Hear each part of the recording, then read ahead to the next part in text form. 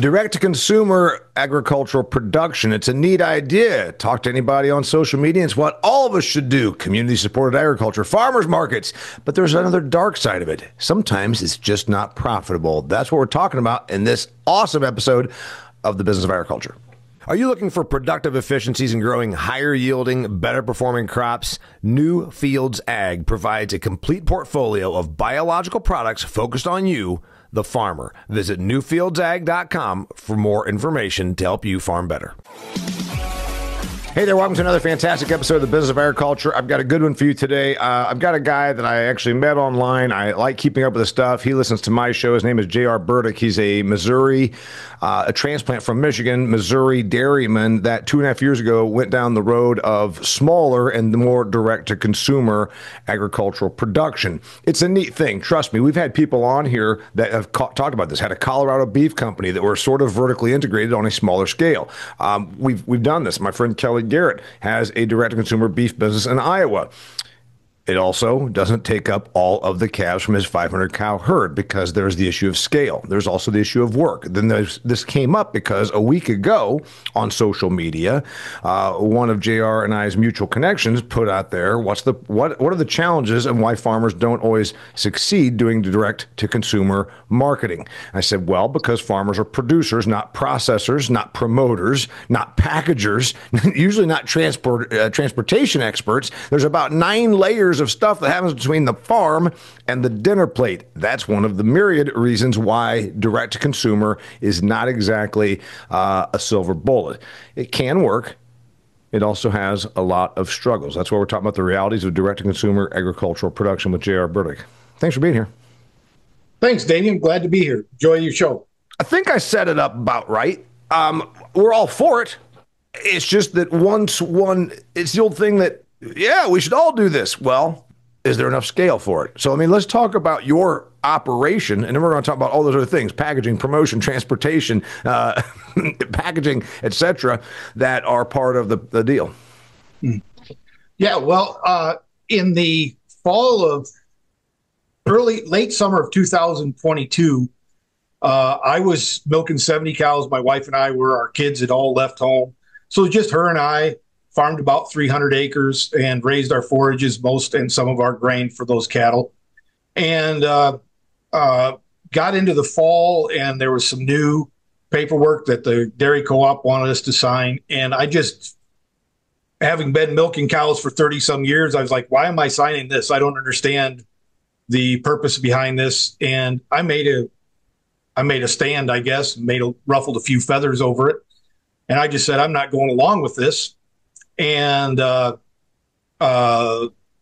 they basically said, well, that's fine. It's voluntary. But if you don't, we won't pick up your milk.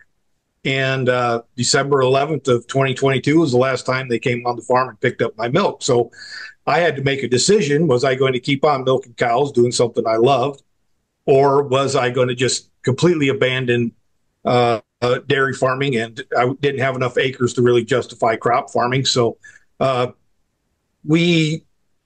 still had quite a bit of debt, to be honest about it. So I wasn't in a position where I could just retire on 300 acres. So we sold a bunch of cows, paid off the bank over the next 6 months, and made a decision to start to sell direct to consumers.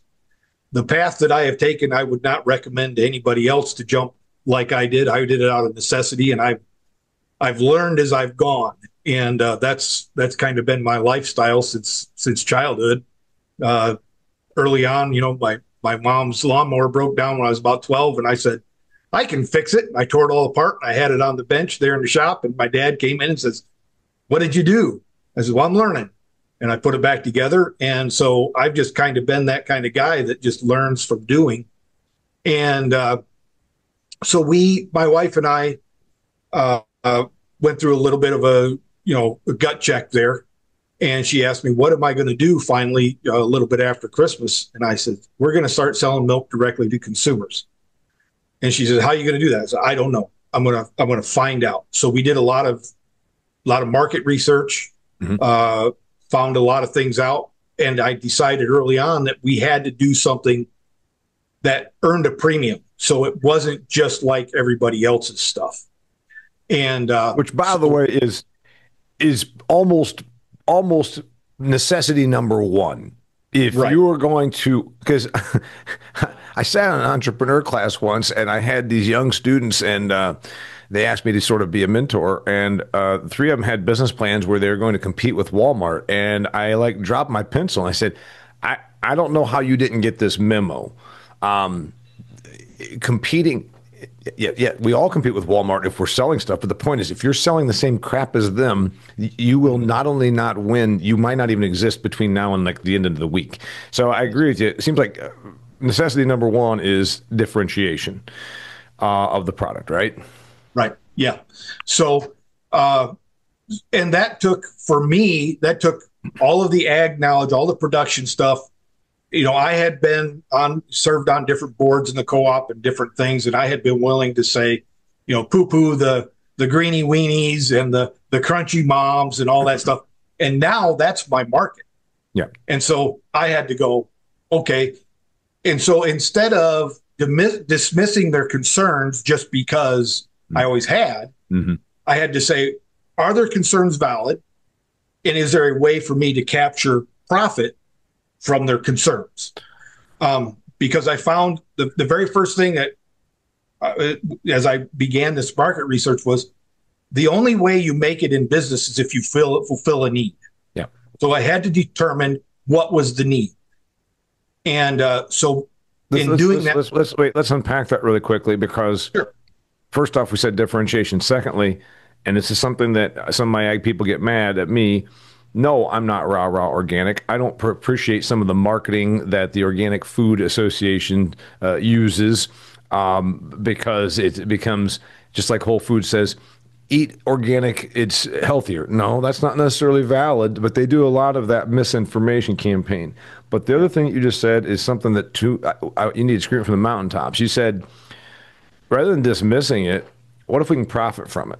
And what do we do in ag? We poo-poo organic, or we say, oh, Chipotle. Well, I think Chipotle is a ridiculous joke, but I'll tell you what, I'd take Chipotle's marketing over any of the agricultural agricultural trade organizations' marketing.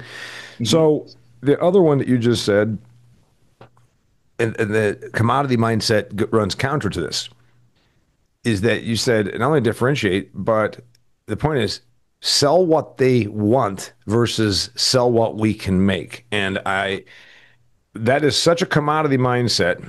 Well, by God, Mexico should buy our GMO corn because we make lots of it. Well, that's your problem. It's not their problem. And so we don't think like the customer ever. We're good at making number 2 yellow GMO corn. By God, we're going to force Mexico to buy it from us. I'm like, well, that'll work until it doesn't. And there's another country that's going to pop up that can be the supplier. And I think that's something that you just hit on right there. Sell what they want, produce what they want, versus selling what you want to produce. Right. Yeah. And that was driven home to me about a year before I quit. That I was at one of our dairy co-op meetings, and one of the guys was all excited because he says the presenter was a food marketing type guru, not an ag, but he was just food marketing. And he was talking about how the average grocer in 2021 made 300% profit off of the dairy products that came through the grocery store. And my representative was all excited about that. He was going, look at that. They're making money on our dairy stuff. And I said, I looked at him, I called him by name. He's a farmer that lives down the road, not very far from me. And I said, listen, did you just hear that? We just gave up 300% of the profit to the middleman that we could have been getting. He says, yes, but we're moving product. Yep. And I was like, wait a minute. Yep. I'm getting older. I don't need to work as hard as I used to. Yeah. So if I can sell a third less and make the same money, I think that's a win-win. Yeah. Why am I letting the other guy have the money? That's perfect.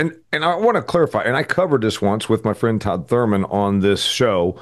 The middleman, remember, the middleman is actually lots and lots of middle. It's distribution, it's packaging, it's inspection, it's marketing, it's getting it on the shelves. And there's a thing in ag, well, the middleman's making all the money. Well, there's a bunch of layers. and they're not really all of them making a bunch of layers. But to your point, the average producer wants to make gallons or grow bushels or put pounds on an animal in a stockyard and in a feedlot. You just identified it very clearly. He was excited about selling more gallons that he's probably making 25 cents a hundredweight on, and there was all that other room for profitability in post farm. Right. Yeah. And certainly in direct to consumer, I had that man's mindset that I was going to eliminate the middleman. Well, I still have middlemen. There's still layers of people between me and them. It's just that my customer will never see them. I still have to deal with them. I still have to buy with, jugs and labels and deal with regulations and all those things. So, I want to get into what the actual the process that you're tearing apart the mower. I want to go about tearing apart the mower of going from a smaller scale commercial farming operation. I mean, at this point, 70 milk cows is, fairly small scale. But even then, it was still a commercial, normal, traditional, I should say, dairy operation to what you do today. So I want to hear about that process. Before I do, I want to remind you that if you have an agribusiness, you want to get funded. Sometimes your business doesn't fit the template that ag lenders need. Yeah, we love the ag lenders, but sometimes you've got an idea that just doesn't quite work for what they traditionally do. You know what you can do? Go to our friends at Harvest Returns. Harvest Returns helps agriculture companies that need cutting edge ideas, turn it into a reality. Agriculture is a globalized business. When you're competing not just with the producers in the next county or state, but with farmers around the world, you need to get financing in a more creative way. Harvest Returns has revolutionized the way farms, ranches, and agribusinesses fund their operations. They provide flexible terms that help you manage your cash flows and safely grow your operation. Go to harvestreturns.com. That's harvestreturns.com to learn more about how you can get started and grow your agricultural enterprise today. So, all right, December 11th, the last day came and picked up milk, and you said you took a while to figure out what were you doing with the milk in the meantime. Cows get milk 2 or 3 times a day, every day. Right. It took me about 6 weeks. I depopulated the herd, sold cattle, because obviously your banker doesn't really like you when you tell him, hey, I don't have any income coming in. Mm-hmm. So you're out of compliance with your loan at that point in time. I mean, we had a good, amiable relationship. We were up to date, but I didn't hide anything from him. But I says, okay, we've got to get you paid off. So we started selling some cows, and I knew I had enough cognitive sense that I knew I wasn't going to be selling the volume of milk that I was getting from 70 cows. I didn't go into this with a Pollyannish. Yeah, right. Yeah, I'm gonna take on DFA. No, I knew that. I knew that the way the market was, that I didn't have enough money to build a 100% certified processing plant that would get me into all the local grocery stores. So we sold those cows, and basically one of the premium. As we were doing that, I mentioned before, we were looking at the premium and niche markets. We came up with, people were very interested in what was called A2A2 milk, which is it's a different beta casein. There is a lot of studies out there that show that it's more digestible. So people who are lactose intolerant can drink this milk. Now, I was very skeptical of this, but again, I was trying to save my farm. So I was like, I'll label it A2A2. So I figured out what I had to do to the genetic tests to get cows tested. So I tested my herd. I kept back the cattle that could. And then we sold cattle and bought back some others that would meet those requirements. So our first premium idea was A2A2. The second one was everybody wants grass fed. And, and again, not defending either model, but I was looking at it going, if this is what my consumer base wants, this is what I'll do. And I couldn't make myself go 100% grass-fed. We still feed non-GMO corn to our cows. So I called ourselves pasture-based or grass-based dairy farm, dairy products. And so that was the second premium idea that we brought. Everybody wants then, non-pasteurized, non-homogenized milk. So we went the raw milk route. and we were getting ready to start selling in May. We had done a lot of market research. My wife had gone to the local grocery store and asked people questions because we had listened to all of our commodity organizations. I've listened to them all my life. Yeah, right. Been a member of Farm Bureau, IDFA, National Corn Growers. I've been a part of all of them, and kind of just, that's their job, so they must know what they're talking about, right? And my wife went, and she started talking to those people, and it was 180 degrees out of sync with what they were saying. And that's when I realized that our commodity organizations, when they talk about a customer, what they're talking about is an institution. Yeah. They're not talking about mom and pop. They're not talking about the person pushing the shopping cart. They're talking about Kroger or Piggly Wiggly or Albertsons. They are not talking about, and to be quite honest, I think that in general, and I've worked for these groups, it's just their disconnect between the actual consumer. Remember, my neighbors in Phoenix, in the suburbs where I have a house in the winter, the commodity groups don't know those people. The commodity groups don't even understand those people. I swear they don't, and it's important. By the way, did you say real quickly about the product? It's grass raised. What'd you say? Grass based, because obviously you have winter. You're in North Missouri, so there's certain parts of the year. So you're more hay, but you do use silage. No, yes, I do. I put up all wet hay wrapped by round bales and that type of stuff. I don't feed any corn silage, only because I don't have enough cows to keep it head of a bag or a bunker, and I don't have any silos. Right. So, okay. Yeah. So from the standpoint of let's start with the product. And this is where a lot of ag people, and I think you'd agree with me, they are into production, but they don't think about the product. And I'm going to say this the right way. Nobody in agriculture, if you're making a living, is doing anything wrong. We're not here insulting. It's just that the average farmer is very much about more, bulk, commodity, production versus product.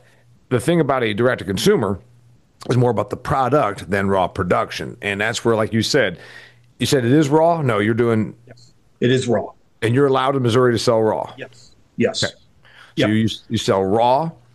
Yep. So it's unpasteurized. It's unhomogenized. Yes.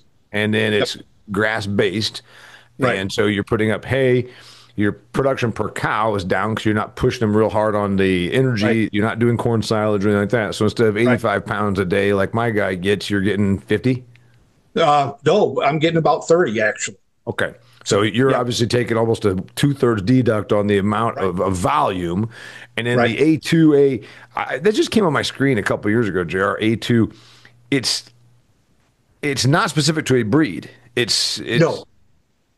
No, it's really just genetic by, I would say, like lineage. There's like, so my herd of cows, I've got a couple purebred Holsteins that are out there. I've got 8 Jersey cows. So I'm only milking 15 cows now. So, and that's hard for me to say. As all of us is in agriculture, we get together, the first liar never has a chance. I milk 1,000 cows. The next guy milks 2,000 cows. Yeah, right.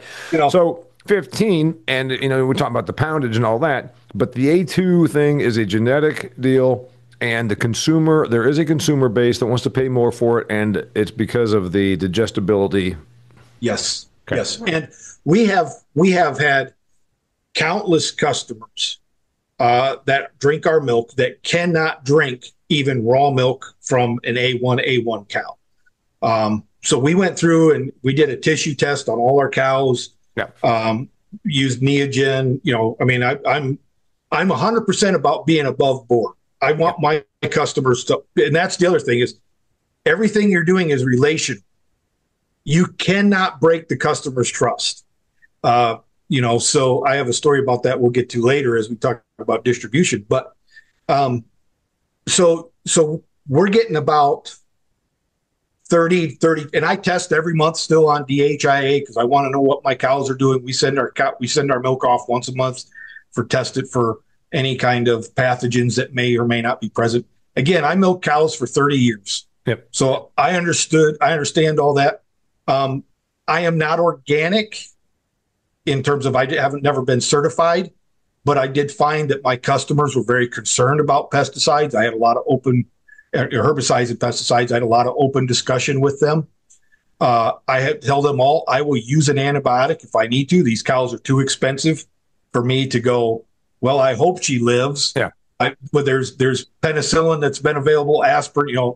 I can use some things, and then I use all the proper protocols to make sure that that doesn't get into the milk.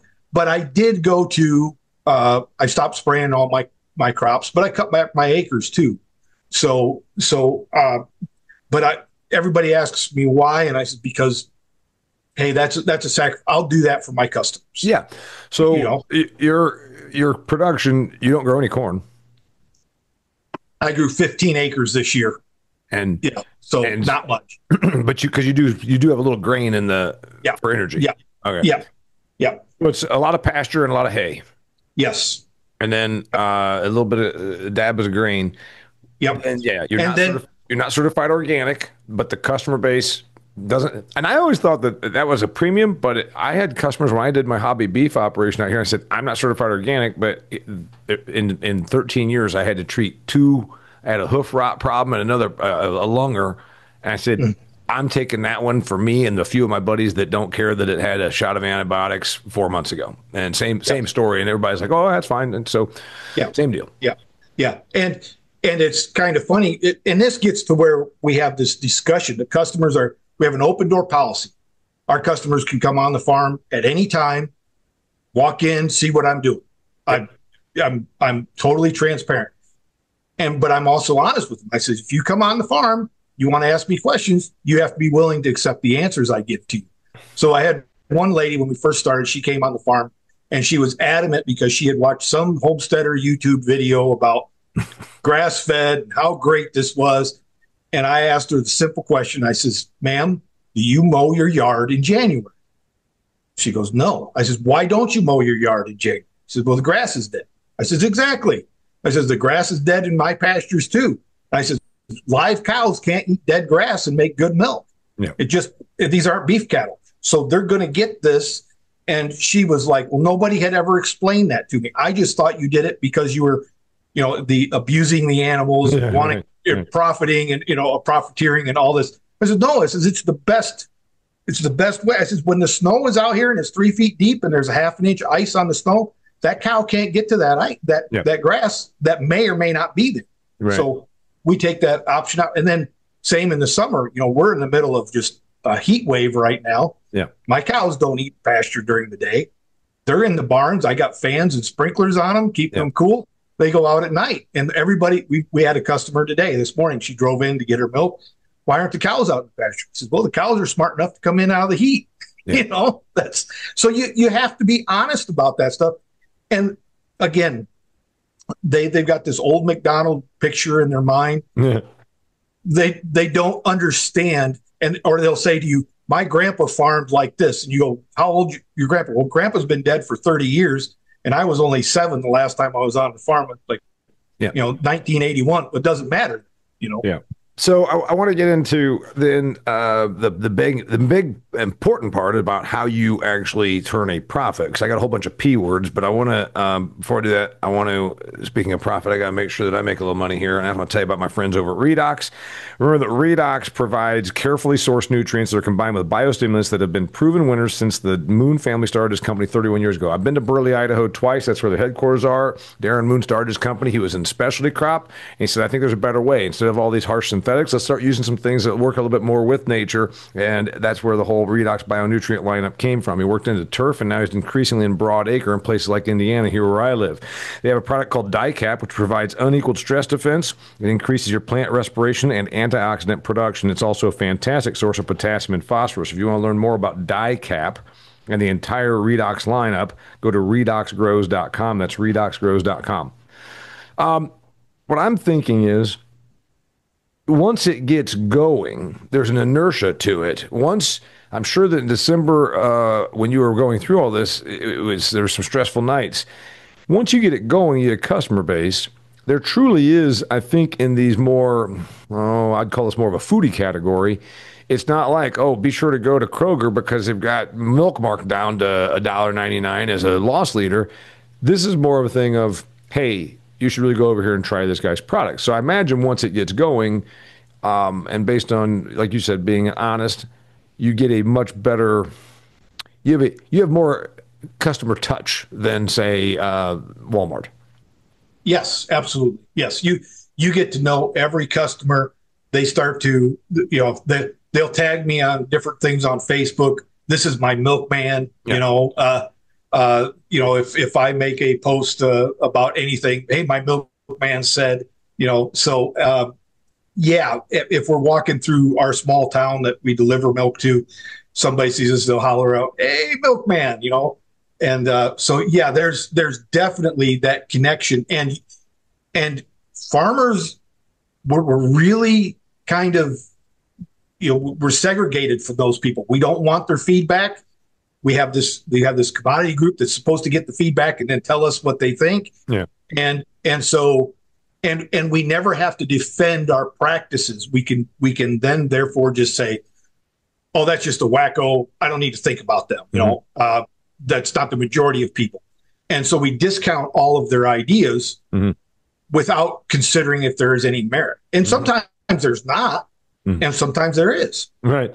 So that's the other part then. Tell us about, okay, so milking, I got that. I was raised around it and on the dairy farm. So I got that. Then you process it yourself or you truck it somewhere? We process it right here. It comes right out of our bulk tank.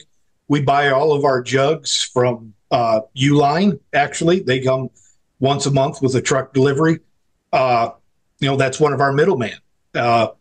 There are laws that govern what our label has to say, how the size, and all the stuff that has to be on it.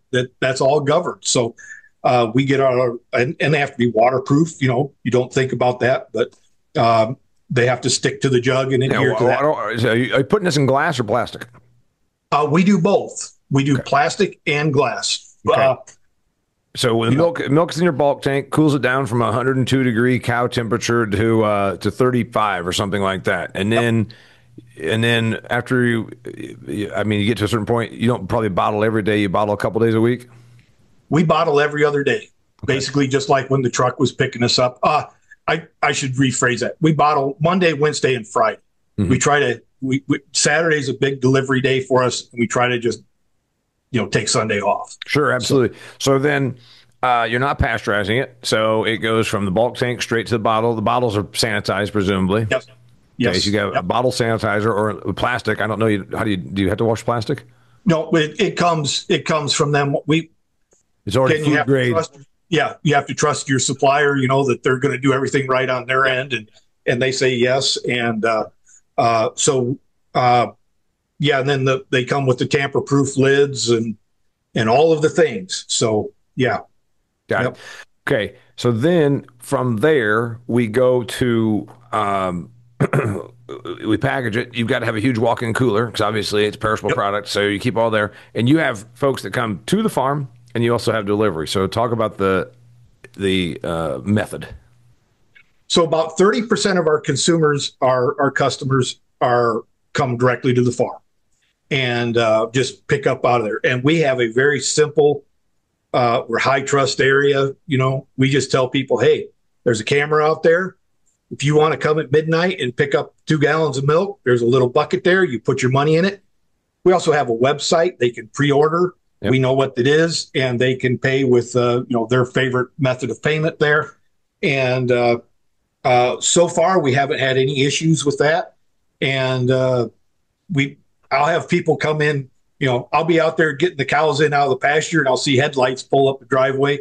And here about 3 weeks ago, I just walked into the barn, and the guy comes in, literally in his pajamas, had some flip-flops on, and he says, we ran out of milk last night, and the kids are about to get up and need something for the cereal. So he was picking up 2 gallons at 5:30 in the morning, and he was going to run them home. And he drove. Normally he picks up at one of our delivery locations, but it just didn't. They drank a little more milk that time. So that's about a third of our. Like I said, about a third, 30% of our customers come right to the farm. We really enjoy them. The other 70%, we have 5 drop-off locations. We go once a week to each of these locations. people buy their milk from us. So we bottle so we either bottle that milk that morning or the day before. So none of that milk is more than 2 days old when it gets delivered to a person.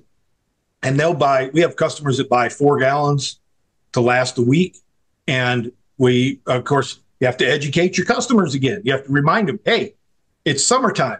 Bring a cooler to stick your milk in. If you've got a 20-minute drive home, just like if you would go to Walmart, you don't grab that milk and then drive 45 minutes home. You want to keep somewhere cool. So this works if you're near a population center, but you're not. So you're not. These customers are not living in a 1 million or 2 million person metroplex. This is smaller town people. Yeah, we kind of did a rough gauge of our customers after about a year.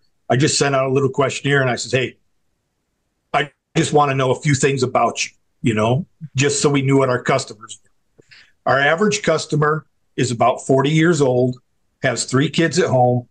They make about $65,000 a year. And mom is usually just a part-time wage earner, or it's just single family incomes. Yep. There's a very high, I would say our average customer is more religious than Walmart's customers would be. That really plays into it a lot. I could see some homeschooling. I could see homeschooling. Yep. Homeschoolers. All of those things. So they're very foodie oriented. Yeah. And food oriented, but not like the person that makes $1 million a year and goes out and has fine dining. It's more to them. It's almost it does verge on religion, maybe for some of these people, I can imagine. Well, and for a lot of them, they look at things, and so many of them have had unique health concerns, especially in the last 4 or 5 years. And they have really questioned the medical system. They've questioned all of the things that have happened over the last few years, and their eyes have been open to maybe the way we've been eating has contributed to our health issues. And so now they're really looking at food as medicine. Yep. And so they're looking at ways to use diet to control their health concerns. We've had half dozen folks who were staunchly vegans that have left the vegan lifestyle and have switched over and are now buying milk from us, but their bodies were so depleted of any of the bacteria to eat meat. We don't think about our guts. As dairy farmers, we were always feeding the bugs in the rumen, but as people, we do the same thing in a lot of ways. It's not exactly the same, but it's a lot of the same. And those people that changed that lifestyle could not digest a pasteurized milk. And they had to have those live probiotics that got back in there and started to rebuild them. And those, Damian, those guys are customers for life. Yeah. So then the other part, okay, you're the producer, you're the processor, you package it, portability, another P word. You take the stuff around and do deliveries. Once you got that set up, it's a lot smoother now. I'm sure at first it was a little more haphazard. Promotion. Do you have to promote? We are working on promotion. Marketing, I tell everybody this, and you'll relate to this. I went to Michigan State University. So, you and I were arch enemies, kind of. Big 10 ag schools, just like me and you. Got it. All right. Yeah. But I went to college and I studied marketing, and it was all about the CBOT. It had nothing to do with what does Jane want to make supper with. No, it's all about going out and doing puts and calls and taking positions on the November board and all that, which I hated. And so it sounds like you did too. So tell me about promotion now, marketing from this angle. So when we first started out, we bought into we hired. We got every newsletter and every person that was out there saying, hey, I can increase your sales by 10% if you'll do this. And I can get you an extra 1,000 people for your email customers, So not knowing anything, we were kind of that gullible person. We just jumped in there and said, oh, hey, if this helped. We had almost no increase in sales through that. So we just eliminated all that stuff after about 6 months because it was costing us a lot of money. We weren't getting the return on it. Right. Yeah, even Facebook ads, boost your Facebook ad, $42 and you'll reach another 3,500 people. Well, we would be getting calls from Idaho. Well, we can't sell milk to Idaho. We can't sell across state lines. So that didn't do us any good. Yeah. Those algorithms didn't work for us. So we started doing a lot more speaking to small groups, talking to 4-H families. I had a couple of 4-H clubs that got a hold of me and says, hey, we need somebody. I judged dairy cows for a couple of county fairs. Hey, come tell us about, that. So I would talk to them about that. And it was amazing to me. I mean, it wasn't amazing to me, but, most people don't think about this. The average person who's sewing a dairy cow hasn't even been on a dairy farm. It's just, hey, I like that cute little Jersey calf. Mom, can I show that Jersey calf? Right. Show. And they have no idea what's going on. And so you get in there and you have an opportunity to talk about milk production, which they have no idea about. And so it was things like that, community organizations. We've gotten out to talking to my wife will go and talk to moms groups that are, Kansas City, Liberty, Moberly, bigger towns around us. Yeah. And they'll say, and so we went to, hey, we're going to go right to the people. And again, we started to get influx there. And then honestly, word of mouth is 50% of our increase in customers. Which I always say word of mouth is actually an insult to a business person. It's word of a reputation that you must have worked hard to have gleaned and to created. Because, so what about the money? And this is one other critical thing about this industry, more than any other. Somebody down the road's making a nickel. You gotta judge them or try and compete against them and make it so that neither of us are making anything. I've always found this amusing. The farmers I used to live around in my first farm property, we're down there selling bales of straw for $5. I said, it's a straw maze and a pumpkin patch. They probably sell 6 bales of straw per fall.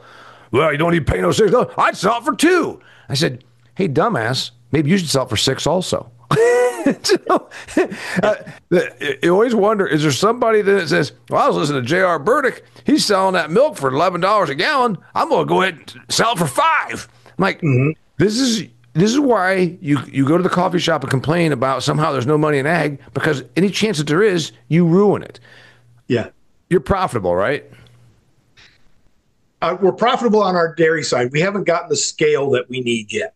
So we're profitable per cow. We haven't gotten the scale that we need yet. So some numbers, because that's what we're all about in the end. It doesn't matter if we all feel good. You gotta pay the mortgage. You gotta keep the lights on. So your average, just to kind of compare the two, your average dairy farm in the United States today is making about roughly $5,000 per cow. Gross. Yep. And on that, they're making about $250. And again, averages. Yeah. At the end of the year, you did a whole bunch of work and you're taking care of that cow, and the actual net is about 75 cents a day of profit off of a cow. Am I right? Yeah, exactly. So, and I was getting squeezed out at 70 cows because I couldn't. I mean, we were doing okay, but you could see the handwriting was on the wall. And every small guy out there is sitting there going, how do I compete against a guy with, 5,000 cows? And the funny thing is, when I was a kid, you were a kid, a 500 cow dairy was huge. Yeah. 500 cow dairy is small. Yeah. Walmart's not going to come to them and say, hey, we'll take you on over at Fort Wayne, because they're too small. They want 10 truckloads a day coming from that farm. Yep. So the handwriting has been on the wall, and I love milking cows. Maybe I'm crazy, but I enjoy doing that. So we said we're going to have to make a move here. We're going to have to capture more of the consumer dollar, but we're also going to have to capture that premium consumer dollar. Yeah. So our cows on our DHIA, and of course this is Jerseys, Holsteins, this is across our whole herd. We're running about 8,100 pounds of milk production a year. Okay, so again, but they average about 8 pounds of grain a day, no soybean meal, top dress that with mineral. They eat that in the parlor, is where they get their grain, and everything else is forage that I grow on the farm. Yeah. Alfalfa hay in the winter, alfalfa baleage in the winter, and then pasture, different pasture mixes through the summer. So my peak is about 32, 33 pounds, again, across the board. Yeah. I got one cow that's doing 52 pounds, and I got some cows that are like 18 or 19 pounds. My average fat is about 6.5%. So, yeah. So if you were a processor, and to the person that's listening to this that says, well, I don't know what those numbers mean, whole milk from the grocery store is 3.25%. Obviously, you know what 2% is 2%. That means butter fat. How much content of the gallon is butter fat? Jared just said he's around 6%. A traditional arrangement, if his milk was still going to Dairy Farmers of America Cooperative Processing or any of the others, they scrape off that excess, everything over 3.25 or everything over 2 or everything over skim, and use it for butter and cheese and ice cream and other dairy products. That's why you're screwing yourself if you buy skim milk, because you just essentially bought a gallon of white water and let the dairy take all the fat and do something with it. So your customers are getting some hellaciously rich milk. Yes, yes. And again, that's another part of the education. Why is there a cream line on this? Why did it separate? Because the milk only has to sit in that cooler being non-agitated like it is the bulk tank for about 20 minutes. Yeah, and it'll separate. It'll separate. So you guys, you got to explain to them the homogenization process that yours does not go through. So right. on the money, you're not making $250 a cow because you're not milking 3,000 cows like my guy. Right. You've got to make a couple $1,000 a cow. So right. So our cows, ideally you do. Yeah, our cows last year wasn't, again, we were in our infancy, so we haven't hit where right now we're selling all the milk that we're producing, but we're about to start having our fall calvers come in, and we'll have more milk coming. Last year we sold right at 72% of all the milk we sold, or all the milk we processed or produced, excuse me. Yep. So we didn't sell it all. If I sell all of the milk from every cow at the price that we get, I would make about $12,123 per cow. Yeah. Okay. Yeah. But that sounds, and so that's more than double the commercial dairyman. But I have to buy all my jugs, I have to buy all my stickers, I have to pay all the gas to travel. We got an ice machine, and that costs money to run to carry all the coolers around. And you don't get your money in twice a month in a big milk check. Yeah. It comes in every day at $30 at a time, or $11 at a time. Yeah. So the point that we said when we opened the show was, it's viable. Some aren't. Direct to consumer is viable, but there's this belief, even within our own industry, that somehow it's easy, or this guy is. No, you're taking on a lot of role. Again, the middlemen exist for a reason. They do a lot of value added that a typical farm producer is not equipped to do, nor do they in most cases want to do it. Right. Yeah. And so the combination of those things makes you understand that from the commodity side, I understood how much money was being taken for unnecessary middlemen, because there are middlemen that you need, and then there's a lot of unnecessary. There's a lot of fat that we could get your You sold 3/4 of all the milk you produced. That which you right now you're going to get to where you have more demand, which is good. So then the excess supply, you just feed it to the calves? No, I saw this problem coming, so we started pasture raising some pork. And so we feed the excess milk, and then we can sell cream in Missouri. We do a few other things that we won't talk about. So any of the skim milk that's left over from the cream, that goes to the pigs. So I'm only running 9 sows, but that is getting to be a larger portion of our business. And again, it just is an outgrowth. Another thing that we can do that provides value to our customers. Yeah. You've got your consumer base is right in line with the kind of people that would also then pay a premium for pasture raised natural pork. Right. What about keeping bull calves back from some of those Holsteins, or brown Swiss? Even better, my favorite breed, brown Swiss. Yeah. Why not keep some of the brown Swiss bull calves back and then sell direct to consumer beef? Are you doing that? Yes, we are. It's just This is the other problem that direct to consumer guys have is we all did a cash flow. When you were farming, you did a cash flow, and it was, I've got this much production. Yeah. I've got the factory here, and it's going to take me this long to get it out there. Well, then you get an operating note, you get all the things to carry you through. You can't go to the bank and say, hey, I'm going to start selling direct to consumer. And they say, where's your contract? Well, I don't have a contract. Where's your customers? They're on Facebook land, Right. So you're doing everything out of your pocket, and you have to grow, and then you have to grow in a way that you also know you have the customers there for. So I have a lot of customers that are coming to me and say, when are you going to have ground beef? Now, like we had a cow that went down this spring. She wasn't non-ambulatory, but we got her to the locker, USDA inspected, made her all into ground beef. Everybody loved beef. Yeah. When are you going to get more? Well, that bull calf, we're raising him on grass like all of you guys want to do. We do 90 days at the end of grain finished is how we do, because I can't stand grass fed.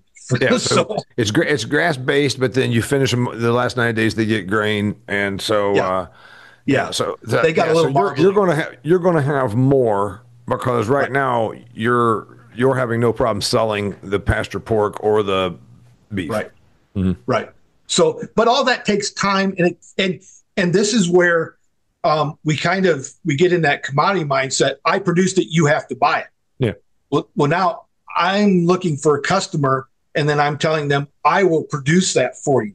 Yeah. You and I have agreement that you want this product. I'm going to fill your need. I just got to tell you that nature takes longer than cellophane and Walmart. So there's always then, I was going through all the P words, and the other ones I'd say pain and patience. Most ag people are happy to not deal with direct consumer because it's not in their DNA to do that, right? Yeah. Humans can be a pain in the ass, but I imagine you go through maybe there's a couple of customers that aren't right for you anymore, and so and then there's the payment, another P word. I'm all my P words right here: pain, patience, payment. What about that? Well, you don't get stiffed. You don't have that thing. No, we haven't, and we've had some really neat things on the payment side. You start to build a community. You really do. And for example, this being our highest production summer that we just went through, our highest amount of customer base, we didn't realize how many people went on vacation because dairy farmers don't go on vacation. Yeah, right. So we had a shock come about the middle of June in our cash flow because all of a sudden, hey, I'm going to be gone for 2 weeks. Well, you have 3 or 4 families that go away that normally bought $50 a week from you, and all of a sudden you're $200 short on income this week. Mm-hmm. And then next week you're $200 short. The next week after, and $200 again. I understand as a commodity producer, we don't think that's a lot of money, but in the direct to consumer thing, that's you notice that. Yeah, but you're selling items at $10, and so $200 is a lot of those small items. But we have had to cull a couple of customers because I just finally they kept being more demanding. At first, when you were first out there, if that person was breathing and their money was green, sell it to them. Figure out how to do it. Yeah. You get to a point where you're going like, the juice ain't worth this squeeze. And a couple of them, it was like, ma'am, I don't know what to do. I cannot do any more than I am doing. And you're the only one that has this complaint. Yeah. There's a guy up the road. Go see him. Yeah, and I had that in my 13 years of my beef thing. I'd sell 10 to 20 steers a year. I had 2 complaints, and same deal. I said, this is just my little side hobby, to be honest with you. So I really don't need you. I don't need you. What's your advice? Somebody says I want to do this. I know you said you kind of just jumped into it. I think that overthinking it is probably the wrong thing to do because, business plans are neat when they're a piece of paper and all of a sudden now you've got your strawberries or your cattle or whatever your direct to consumer is. The marketplace, I think there's still a hunger for this. I don't think it ever replaces Walmart, Albertson, and Kroger and Piggly Wiggly. It doesn't even come close because there's some of these real problems. Like you said, there's the vacation. Farmers markets are neat. And everybody, the yuppies, oh, we'd love to go to farmers markets. I said, what about on that day when it's 14 degrees and it went from a freezing rain to a snow? Did you go to the farmers market? Well, no, it's terrible outside. I'm like, well, that farmer still has a product to sell you. Right. So there's a lot of these things that are challenges. Yeah. Yeah. I have had several young people ask me this question, and I always tell them, this is not the field of dreams. You can't build it and they won't come. So you have to go out there. You have to know your market. You have to know what the people need. Yep. If you want to sell goats in the middle of Wyoming, you're going to have a hard time. If you want to sell goats in Dearborn, Michigan, you're going to do great. Yep. So you know your market. You want to sell raw milk. Missouri is a fairly friendly state. North Dakota is a fairly friendly state. California is a really friendly state. Wisconsin's horrible. Yeah, you'll get arrested. You literally will be charged if you, and that's because, the processors say it's because of health reasons, but it's also because they want to make sure they protect the processors. Right. So know your market and understand that. I get pushback from people because I say the production side is the easiest part. Yeah. I know how to make milk. But let's just be honest. It's hard work. It's not like sitting in a office, but we got this production down pretty easy. You can kind of just put the math together and you can get milk, put a cow in the barn and you get milk out the other. And I'm glad you say that. One of the things you and I agree with, you keep up with my commentary, is that all we've done is focused on production because we think that's the hard part. And it was 100 years ago. The cows had brucellosis and were dying. Yes, we're not there anymore. The challenge now is figuring out how to stay in business because it's not about production. It's all those other words: promotion, portability, packaging, processing, and more importantly, getting customers to your door. That's the challenge. Right. So that's the first thing is find somebody's needs. If you meet their need, and now, their needs are not going to go away. Nobody quits eating, unless they're on their deathbed or dead. Yeah. So meet their need. And then the everybody that's in direct to consumer complains about, I don't have enough income. I don't have enough income. So what do? Diversify. Let me see how many things I can do so I can get a few more dollars from this, and all of a sudden you don't do anything well. So because you're wearing all the hats, I have to do everything that I want to do. We can talk about all the foodies that we want, but one of the big things that my people don't like is vaccinations in cattle. RFK Jr. is here. We have to agree that he's here. We have to agree that he has a platform and people listen to him. And if you're one of the people in our industry who is out there going, he's going to go away, you're delusional. His message is out there. They've heard it and they're concerned. I don't get any questions about antibiotics. I get all kinds of questions about vaccines in my cattle and mRNAs, especially. That has, if three people ask me a question, two of them ask me about that. And so you don't, and so that means your calves are not calf food vaccinated. Right. So I'm not vaccinating because I can't prove anymore that they're not going to get an mRNA. So I have a niche there, but I also am at odds then with our industry because everybody's going to say, but I have a closed herd too. Other than I do bull breed. So I buy bulls in, but that, when they leave here, they're gone for slaughter. Yeah. So things like that. By the way, he means closed herd means he's not bringing cattle in from auctions and sales from other farms. Therefore, it's easier for him to use less preventive medications for the person that's not a dairy farmer that's on this call. Right. So but again, I sit there and I go, why doesn't our industry listen to these people? They're there. They're not going away. And And it's moms who have had experience in the last 4 years with certain medical products. We're going, I don't want anything to do with anything there. And I will pay. That's, I guess, the other questions I have for you. I see this as a possible growth area. It's never going to be the bulk of consumers, but it's just that it's limited. Meaning that's the tough part, is that you're not going to. Oh yeah, there's Nyman Ranch and there's these other kind of places that are in Whole Foods and whatnot. But on an actual direct to consumer arrangement, it's fair. It caps out. Right. And you cap out. That's the other thing is I tell these guys they're talking about, they've got a business model and it's 25 acres of vegetables, or it's, I'm going to run 100 head beef cow herd and it's all going to be, or I'm going to have 100 sows. And I go, no, you're not. You physically cannot do all the work. And you start adding more people to your system, you have to go up in price.